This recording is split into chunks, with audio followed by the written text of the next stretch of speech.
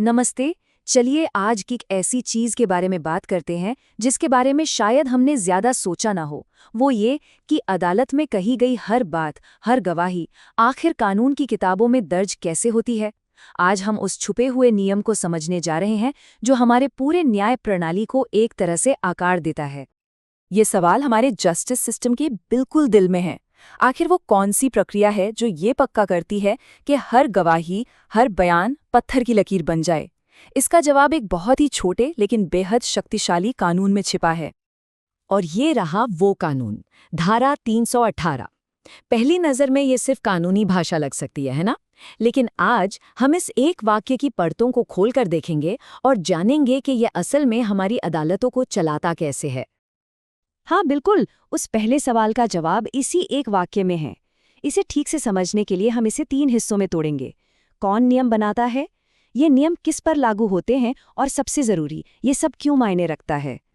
तो चलिए सीधे पहले हिस्से में उतरते हैं। पता लगाते हैं कि इस कानून की असली शक्ति किसके हाथ में है। कानून का टैक्स हमें सीधे जवाब की ओर ले जाता है। आइए देखें कि पहला महत्वपूर्ण वाक्यांश क्या है। और ये रहा हमारा जवाब। ये कोई सेंट्रल अथॉरिटी नहीं है जो दिल्ली में बैठकर नियम बना रही है, बल्कि हर राज्य का अपना उच्च न्यायालय है।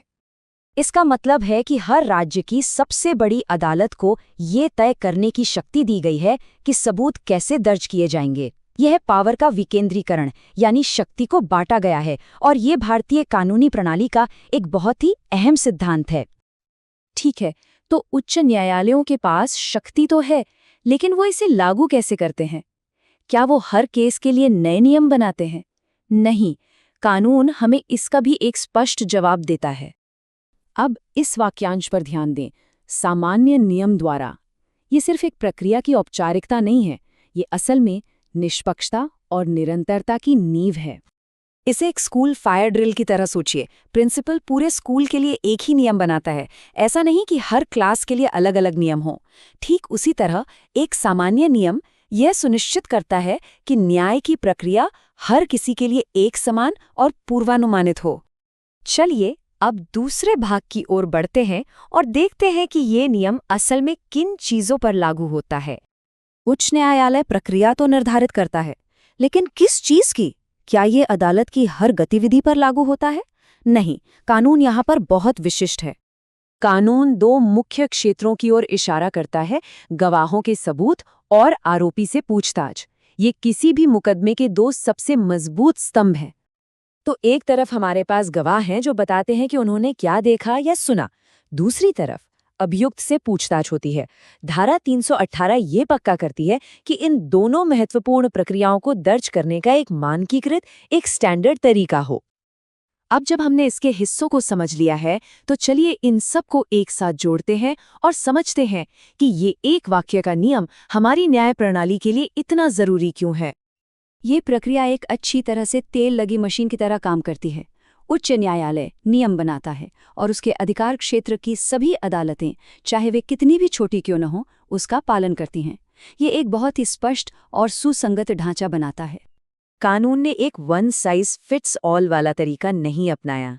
इसके बजाय इसने हर उच्च न्यायालय को अपने क्षेत्र की अनूठी जरूरतों के अनुसार नियम बनाने की स्वतंत्रता दी। ये लचीलापन बहुत महत्वपूर्ण है, क्योंकि जो जरूरतें केरल की एक अदालत की हो सकती हैं, वे उत्तर प्रदेश की अदालत से बहुत अलग हो सकती हैं। तो इस पूरे विश्लेषण का सार यही है, धारा 318 ये नहीं बताती कि क्या दर्ज करना है, बल्कि ये उच्च न्यायालयों को ये तय करने की शक्ति देती है कि कैसे दर्ज करना है। ये छोटा सा शब्द कैसे ही असल में नवाचार और स्थानीय अनुकूलन के दरवाजे खोलता है।